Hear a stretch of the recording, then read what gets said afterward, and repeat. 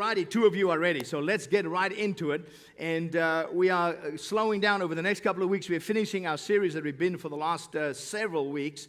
And 3 things that last forever. Let's look at our key verse. Can we put up our key verse? This 1 Corinthians 13:13. Notice what it says. 3 things will last forever. What are they? And love. And the greatest of these is what? Now, human beings have an amazing capacity to both remember and forget. And we remember every single little hurt that we've ever had in life, and yet we always forget the lessons from it. We have to learn the lessons over and over again. And the question that I really want to ask this morning as we spend a few minutes in this is, how can we have a life that truly matters? What should be the greatest pursuit, the highest goal, and the constant desire of our lives? According to God, what matters most, and you can write this in your notes, number 1, love must be our highest goal. Love must be our highest goal. Look at 1 Corinthians 14. In the first part of the verse, it says this: let love be your what? Let's try it again. Let love be your what? Highest goal. I want you to circle that in your notes. Highest goal. Make it your number 1 priority. Make it your primary objective. Make it your greatest ambition. Make it your life's purpose. Don't put it in your top 10. Don't say, well, you know, one of the things I want to do is to have loving relationships. Make it number 1. In the Message Bible, I love the way that the Message Bible puts this, the paraphrase. It says this: go after a life of love as if your life what? Depended on it, because it does. Your life depends on the measure of the way that we love. Love must be our highest goal. Now, why does God say that love must be our highest goal? There are 2 reasons. Here's the first one. Because without love, life is empty. Without love, life is empty. In 1 Corinthians 13:3, again out of the Message, it says this: if I give everything I own to the poor, and even go to the stake to be burned as a martyr, but I don't what? Love, I've gotten where? Nowhere. So no matter what I say, what I believe, and what I do, that's about everything, isn't it? I am bankrupt without what? Love. So that means everything that we do as a Christ follower must be motivated by this very thing. Without love, life is empty. Now, you can have all the money in the world, but if you don't have love, God says you are bankrupt. Too often we act like loving relationships are something that we have to squeeze into our schedules, and that we have to find time for quality time.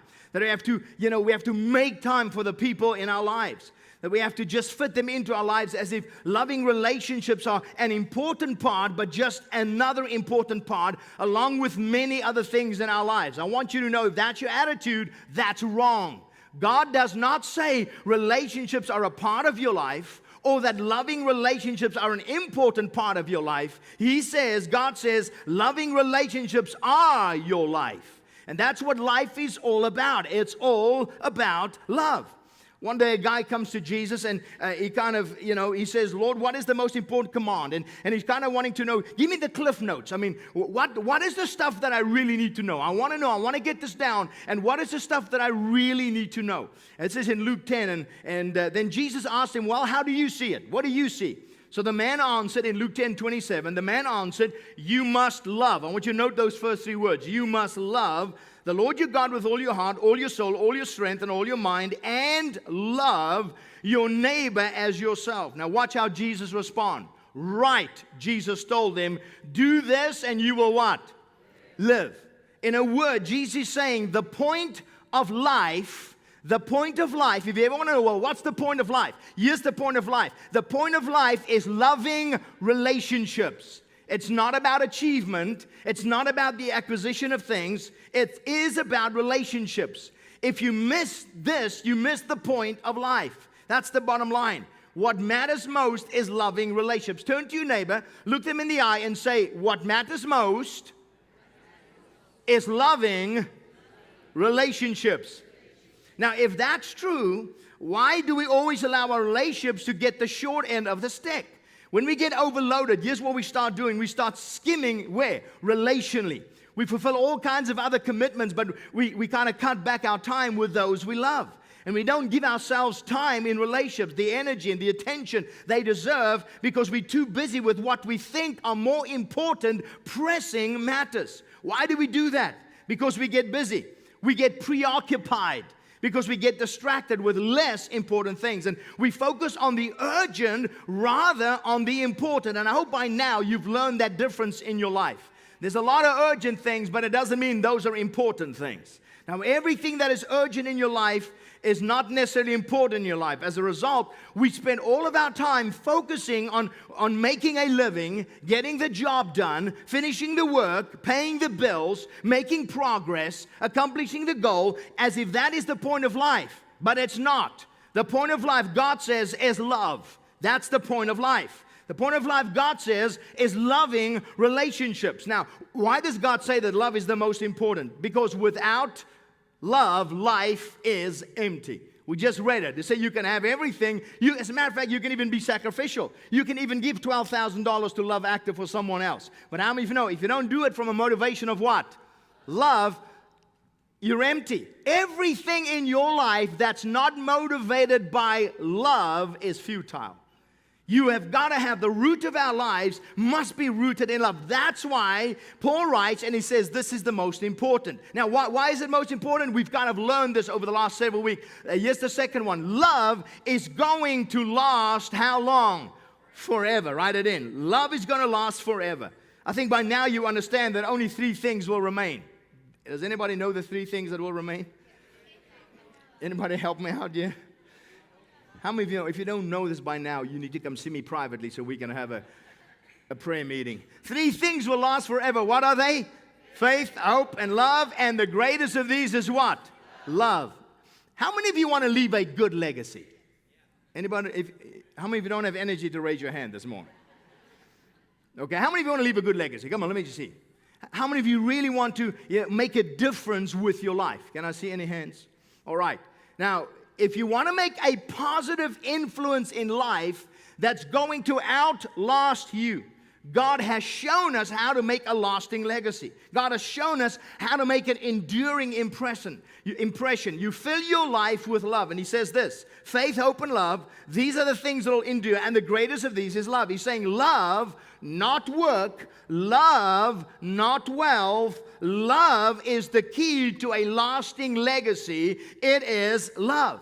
We think it's our achievements that people are going to remember. And I hate to tell you this, but nobody's going to remember your achievements. 5 years from now, nobody's going to care that you've achieved something. You know, every trophy you've ever earned eventually is going to go to the trash. Because there's going to be a generation that's not going to be attached to your trophy. Are you listening to me? Remember all the trophies you got at Little League? Anybody still have those? Drama club, speech club, bowling trophies. They're all going to be trashed, all those trophies. You have to understand, you don't have to have, none of us, very few of us have any trophies of our grandparents, maybe 1 or 2 left. Why would you keep those? You couldn't care less about them. People don't really care about your accomplishments. We know that by watching people. How do we know this? I've stood besides many, many grave sites. And not only that, by people who were dying in the moment. And I can tell you this, not one time, when I stood with somebody that was dying, not one time did that person say to me, please, can you just go grab my diploma? I just want to look at it one more time. You know that trophy that I won at the golf club? I just want to hold that trophy one more time. None. It's never happened. You know what people ask? And you know who people want to surround them with when they step into eternity? They ask for the people they love the most.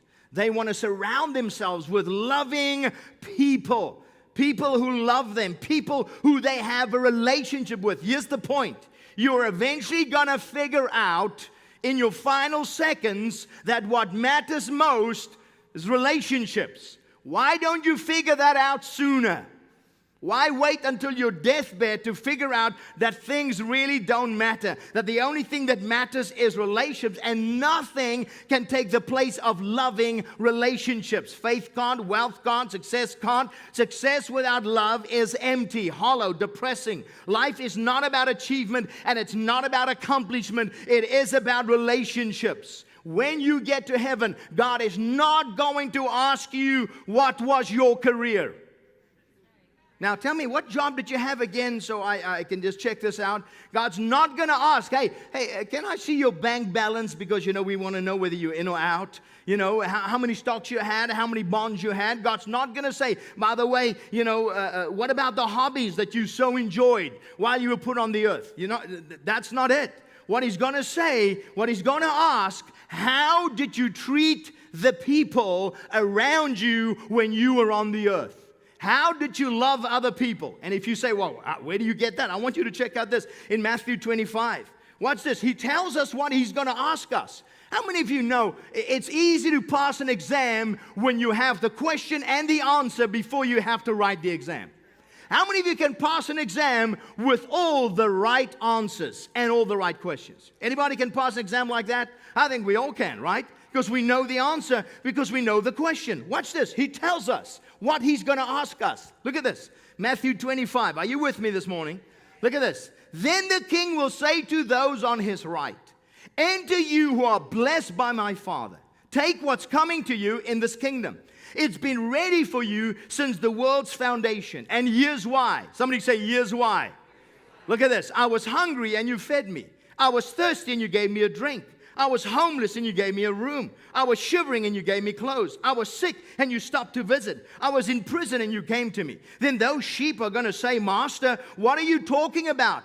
When did we ever see you hungry and feed you, thirsty and give you a drink? And when did we ever see you sick or in prison and come to you? Then the king will say, I'm telling the solemn truth. Whatever you did, one of these things to someone overlooked or ignored, that was me. You did it to who? To me. The essence of our lives is how we treat other people. The essence of our lives is how we treat those who can't really do anything for us, how we love those within the circle of our lives. I suggest that from this day forward, the rest of your life, when you wake up in the morning, you sit on the edge of your bed and you pray this prayer. And you say, Lord, today, I might not get a lot of stuff done, but I'm asking you today that I will do two things. That I will live my life loving you, and I will live today loving other people. That everything I say will be uplifting, everything I do will be uplifting towards others, that I will connect with them. I want to spend the rest of my life loving you and loving other people. Why should God give you one more day if you're unwilling to do what He's placed you on the earth here to do? The greatest use of your life is not achievement, it's love. The problem is we get busy and we forget what we intuitively know. We know this. This is not something we don't know. How many of you know we know this, right? We know this. The problem is we forget about it. That's why we have to be reminded about it. So the first thing that we have got to download within our hearts and within our lives is we have to understand without love, life is what? Without love, life is what? The second one, I want you to write the second one in. Without love, how do we then express love? Love, very simply, is expressed in time. How do you spell love? You spell it T-I-M-E. Look at 1 John 3:18. We must show love through actions that are sincere, not through empty words. If you say you love, but you're not showing any time, you're just kidding yourself. What is the most desired gift of love? I mean, ask you that. What's the most desired? Things? Stuff? I mean, is that what people really need? Things and stuff? No. The most desired gift of love is what I would term focused attention. Focused attention. I want to see your eyes. I want your ears. I want you to give me your time. I want to talk. I want you to listen. I want us to listen. I want to commune. I want to fellowship. I want you. Focused attention. The greatest gift you can give anybody is your time. Why? It's the most precious and the most desired gift because your time is your life. That's the most precious commodity you have. You only have a certain amount of it. God's already decided the numbers, the seconds, the minutes, the hours, the days, the weeks that you are going to live. And you're not going to get any more of it. You can always get more money, but you cannot get more time. Every time you give someone your time, you are giving them a portion of your life that you will never get back. That's why the greatest gift you can give someone is your time. You can't get it back. Your time is your life. Now, Jesus taught that the essence of relationships is not what we do for each other, and the essence of relationships is not what we give each other, the presents we buy, etc. You can do that without having a relationship. How many of you know you can give somebody a gift without having a relationship with them? Right? But the essence of a relationship is how much we give of ourselves to each other. That's what a loving relationship is all about, giving yourself. The greatest gift you can give someone is the gift of your time. So usually in the beginning I would give you the definition of love, but I wanted to put it here in the middle of the message. Watch this. Here's the definition of love. It's very simple. Love is personal self-sacrifice. Love is, here's the definition of love. Love is personal self-sacrifice. Guys, as men, we don't get this much of the time. Sometimes as men, we really don't get it. I cannot tell you how many times I've spoken to men and they would say something like this: I don't understand this. You know, I provide for my family. They have everything they need. You know, what more could they want? Here's what they want. They want you, sucker. That's what they want. They want your eyes. They want your ears. They want your time. They want your attention. They want your presence. They want your focus. They want you. Nothing can take the place of time. Nothing. Not clothes, not candy, not vacations, not big houses, not money. Nothing can take the place of your time. The greatest, the best use of your life is love. And the greatest, the best expression of love is time. Nothing can compensate for it. How many times have you heard me say this? We spend all our time working ourselves to death trying to get money to buy things for our kids, and our kids don't need things. Kids need parents who spend time with them. And I want to say this to young couples, and you might be offended, but I'm going to say it anyway. If you're not going to raise them, don't have them. If you're not going to raise them, don't have them.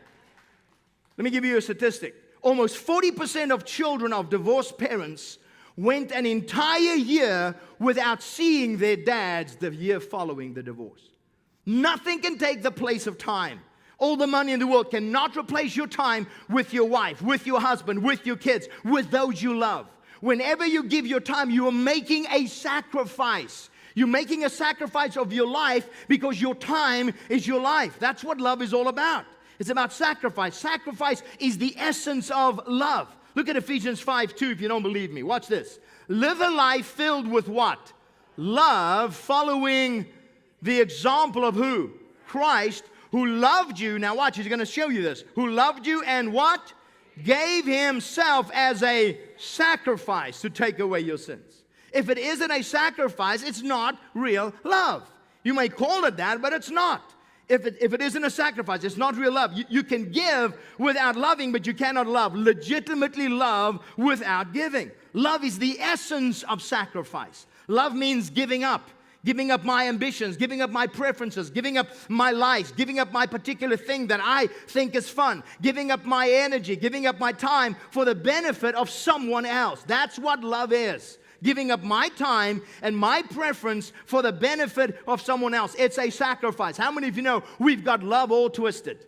We've got love all about a feeling. We make love all about me. It's about how you make me feel. That's not what love is. Love is that personal self-sacrifice. And there's a lot of things that can rob relationships, work, hobbies, fun things that you do on your own. Television, computers, phones, tablets can rob a relationship. So somebody asked this question: how can I have more time for those I love? Let me encourage you, turn off the TV, unplug the computer, get off your devices.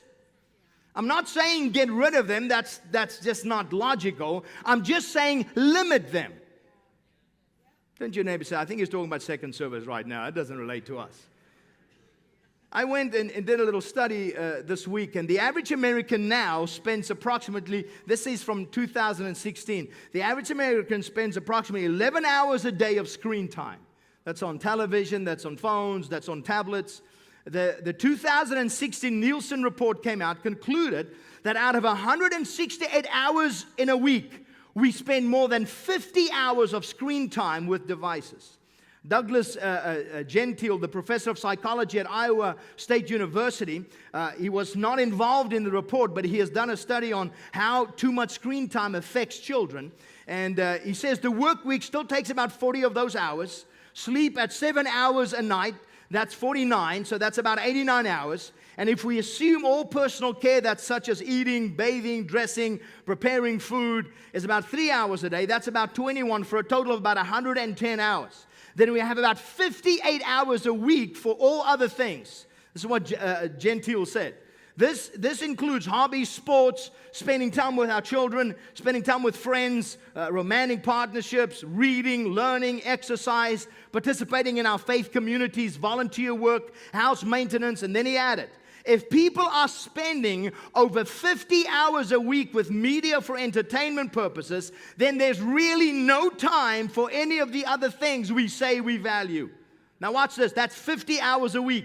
That's 2,600 hours a year. That's 109 days a year. Now let me put it in perspective. 2,600 hours a year is the equivalent of spending 16 weeks straight at watching television or playing or working on your computer or your device. In a decade, that's 160 weeks, and if you live to the age of 70 years, you would have spent 1,120 weeks of screen time, meaning 22 years of your life. That's bound to hurt your relationships. Come on, somebody. Is this a little bit too convicting? It's ironic to me in this culture that people will do everything to stay electronically connected instead of connecting with real friends and family. They'll watch game shows instead of playing games with their kids. They'll watch a show called The Walking Dead without realizing they are the Walking Dead. Instead of talking to those that they love the most, they read and worry about posts of people they've never even met. Yet neglect to have a simple, meaningful conversation with the ones they say that means the most to them. If you want to revitalize a dying relationship, a dying marriage, a dying friendship, it's going to start with you investing some more time. Here's your homework for the week. Are you ready for some homework? 2 of you, all right. The 2 of you are going to do this. I want you to spend 15 minutes every day with each person in your family and actually talk with them. Look them in the eye. Listen to them. Focus on them. Empathize with them. Seek to understand them. Maybe you need to apologize to them. Each one, 15 minutes a day. Why? Because the best use of life is love, and the best expression of love is time. That's how you express love. Don't let a screen raise your children.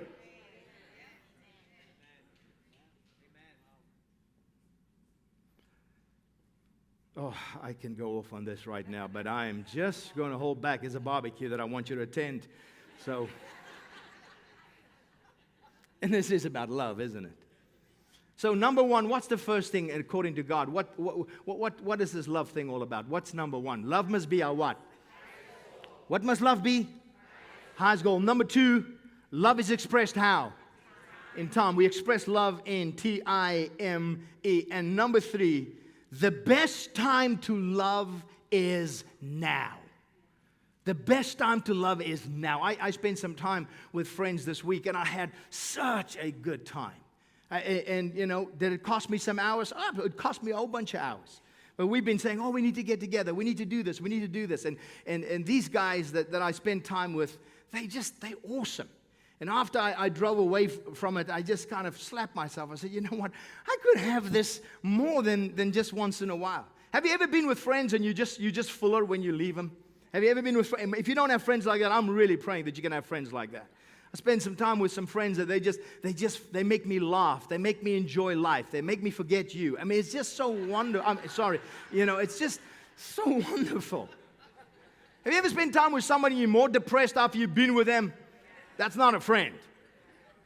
And then you spend time with people and they literally just invest you. There's no expectation. There's no, oh, you got to be this, you got to be that. It's just having a good time together, communicating, talking honestly. That's what it's about. And the best time to do that is when?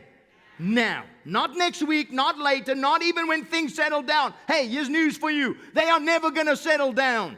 You know when they're going to be settled down? When we put you in the ground. That's when they're going to settle down. We've got to understand. Look at Galatians 6 verse 10. Whenever we have the opportunity, we should do what? Good to whom? Everyone.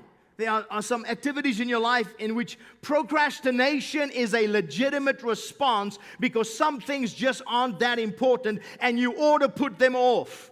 But since love is the most important thing in life, that should be top priority in life. Anytime you choose something else over a loving relationship, you've just made a stupid decision. You've acted like a fool. You've missed the point of life. And anytime you choose anything over loving relationship, you've made the wrong choice. Why? Why is now the best time to express love? Because you don't know how long you are going to get the opportunity to do it. Circumstance change. People actually die. Children grow up and leave home. You're not guaranteed tomorrow. None of us are guaranteed tomorrow. If you're going to express love, you better do it now. Look at Proverbs 3:27. It says this: whenever you possibly can do good to those who need it, never tell your neighbor to wait until when? Tomorrow, if you can help them when? Now. Oh, you know, I'll help you, but I'm not going to help you now. I'll help you later. Yet you have the power to help. That's not love. That's called manipulation. That's manipulating somebody to act in a certain way before you actually engage them in a loving way. We ought not to do that. We got to understand this. Charles Colson and George McGovern, maybe you don't know who they are, but they were at opposite extremes in the political spectrum, especially in the 60s and the 70s. And in fact, in the 72 presidential campaign of McGovern versus Nixon, they worked on opposite sides of the political spectrum. But they both ended up with the same regret. Chuck Colson wrote this. He says this: as I think back out on my life, my biggest regret is not spending more time with the kids. Making family your top priority means going against a culture where materialism and workaholism are rampant. Are you willing to make that financial sacrifice? It means realizing you may not advance as fast in your career as others do. It means being willing to accept a lower standard of living, knowing that you are doing the right thing for your children, giving them emotional security that they will draw on for the rest of their lives. Or are things more important than people? George McGovern, one-time presidential candidate who wrote a book about his daughter Terry, who died of alcoholism. In 1994, she was found frozen to death in a snowbank where she had fallen during a drunken stupor. And after his daughter died, McGovern pored over Terry's diaries and he talked to all of her friends, trying to figure out what she was thinking. And he discovered that he was not as good as a father as he thought he'd been. While he was spending 18 hours a day fighting for political causes, his daughter Terry was at home writing in her diary that she missed her daddy, but he probably didn't miss her because he probably did not care about her. McGovern wrote in his advice to parents, he wrote this: show more love to your kids by spending more time with them, especially during the adolescent years. No matter what it costs your career, that way neither of you will have regrets. And he writes this: I would give everything I have, and I mean everything, for one more afternoon with Terry, just to tell her how much I love her and have one more of those happy times that we used to have all too infrequently. The question is not if we're ever going to regret this frantic pace, this overloaded, stress to the limit lifestyle that everybody in this room is living. It is not if we're going to regret it. The only question is when. And for most people, when it's too late, after the family has fallen apart. If you have kids, the time to love them is now. Everybody is starving for attention. Let me say that again. Everybody is starving for attention. There is not a human being within the sound of my voice, not a human being watching online, not a human being sitting in this room who does not want to be loved and feel appreciated. It is deep within us, and everybody will fall apart if they don't get what they so desperately need. We've got to understand that. What are we going to do about it? Or are we going to change? Or are we going to stand before God one day and have to explain why things were more important than the people He gave us? Imagine the revolution we could start if we just start loving the people right around us. If we start loving that circle that God has given you. Some of you have a larger circle than others, but just start loving on them. What excuse are you going to give for not putting people first instead of doing the right thing? Who do you need to start spending more time with? What do you need to cut out of your schedule? What financial sacrifice do you need to make so that things really count? Ephesians 5:16 says, use every, help me, chance you have for doing good. Use every what? Every chance, every opportunity you have for doing good. Can we do a little check this morning? Can you just take your hand? Can you put it in front of your mouth? We're just going to do a check. Can you blow on your hand? How many of you felt something? That means you have breath in your lungs, which means you're alive. Right? I'm not trying to be coy. I'm trying to illustrate something. If you're alive, you have an opportunity. Who are the people in your life, instead of always trying to advise them, always trying to tell them what to do, simply just love them? Who are the people that God given you? I want you to know, when you make an investment, I am who I am because people invested in me. I am who I am because I was surrounded by a loving family. And I'm talking about not just a loving family, loving uncles, loving aunts.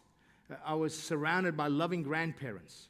My grandfather invested so much in me. If you're a grandparent today, let me just tell you something. You have an opportunity to make an incredible difference in the lives of your grandkids. You just don't know what kind of impact you have.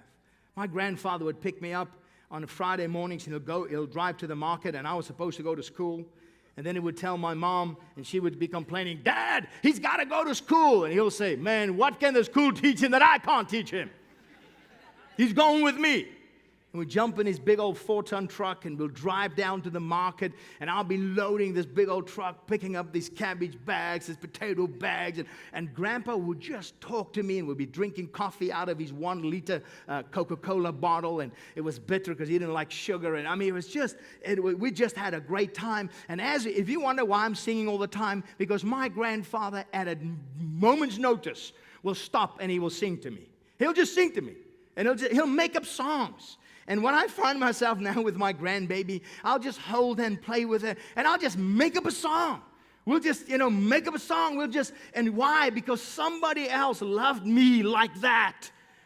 We're living in a world where there's so much anguish, so much animosity, so much anger, so much hatred, so much bitterness, where there's all this internal stuff, and it's literally tearing us apart. Yet we, the church, ought to be a community that love. People want to come in here, and then the one thing they should feel is they should feel the love and the grace of God. The one thing they should know is they should get a hug. Maybe that hug's going to last them a week. Maybe that hug's going to last them 2 weeks. But we ought to hug them. We ought to tell them that they are valuable, that we value them. And we do that. Imagine the revolution of love we can start when you start listen, as I said, put the tablets down. Put the phones down. We have a rule when we have family time, phones off. Nobody on the phone when we're at the table. The most important people are at the table. You can text somebody else later. Right now, it's us. We focus on us. Yeah, but no, you can send the email later. Right now, we are focused on one another. Why? Because sometimes we have people, we sit together, and listen, it's easy to knock the younger generation, but can I tell you something? I see some old people, I mean real old people. They sit at Denny's and they're having the breakfast slam special. They never communicate one word. They're just texting the people. How come we are talking to people who are not there instead of actually talking to the people who are sitting right in front of us? Let love be your highest goal. Let's run after love because our life depends on it. When you stand before God, it's not about all your accomplishments. It's not about your business. And that's all good and wonderful. But it's how did you love others? And how did you love the people in your world? That's what matters. Let's bow our head this morning. And I know a message like this can be really sounding harsh, but trust me, it's not coming from a harsh place. It's just coming from a place where, as a pastor, I've seen too many lives torn apart, too many families torn apart, too many kids walking away when they shouldn't be walking away. There's grace for us. You say, Pastor Hennie, I've already made all the mistakes in the world. You know what? It doesn't matter. You can begin today. You can step out of this room and maybe your kids live in another state.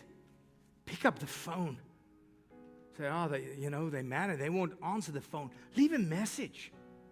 Do whatever it takes. You say, but there's so much negative building. You know what? Then start chipping away. The way that you build the bitterness was by one act at a time. The way that you build trust is by one act at a time. Then you start loving them. You start appreciating them. You start ministering to them.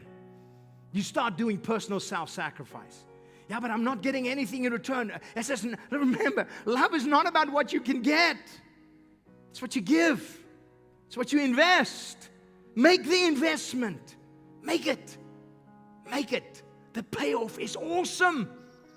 The payoff is magnificent. The payoff is great. We don't have to live our lives in regret. We don't have to wait until we're lying on our deathbed to then say, I got to do things right. We can change now. Holy Spirit, we ask you that you'd come in this room. Oh God, we just pray that you invade us this morning with your love. Invade us this morning. Help us to see what we cannot see even now. Help us to know. Lord, help us to become mature. Help us to set aside all of the nonsense, all of the things that we've built, all of the walls we've built between people. Lord, today, we don't want to be wall builders around our hearts. We want to be bridge builders to the hearts of others. Help us to build bridges. And thank you, Lord, for some of us, we are sitting here today and we feel it's too late. But thank you, it's never too late. For some of us, you gave us an opportunity to make things right because we've lost people. Thank you for that opportunity. Thank you that we've chosen that which is better, and that is to love others. And help us that we would love more. Help us to make loving relationship the highest goal of our lives. Help us to pursue it with all of our hearts. And above all, thank you for dying for us on the cross and shedding your blood. Thank you for showing us what love is all about. And this morning, if we don't know you, help us to find you. And in this room, if you don't know him, you can find him in a loving relationship. All it takes is saying yes. His grace is sufficient for you. Thank you, Lord, today. We honor you. In Jesus' name we pray. Amen and amen. If you believe that, give the Lord a clap offering that he is worthy of today. Come on, let's honor him.